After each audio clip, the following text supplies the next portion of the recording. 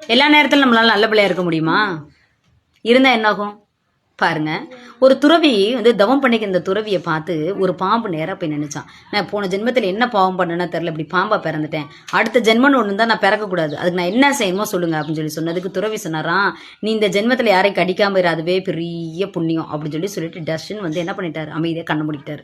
உடனே அந்த பாம்பு என்ன பண்ணு, ஓ நம்ம யாரையும் கடிக்கக்கூடாது அப்படின்னு சொல்லிட்டு நேரம் அந்த பாம்பு போயிட்டு இருந்த வழியில குட்டி பசங்களாம் விளையாண்டுக்கு இருந்திருக்காங்க. அதை பார்த்தோன்னே பாம்பு அமைதியாக போயிருந்துருக்குது.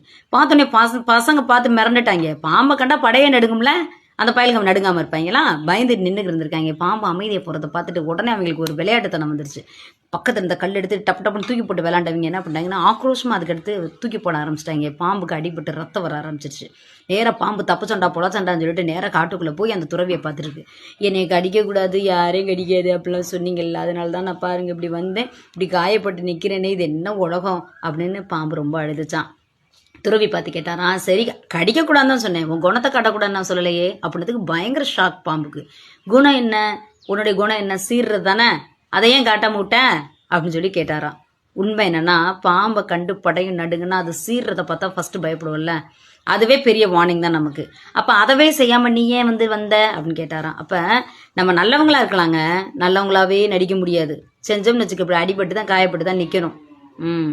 ரௌத்திரம் பழகு.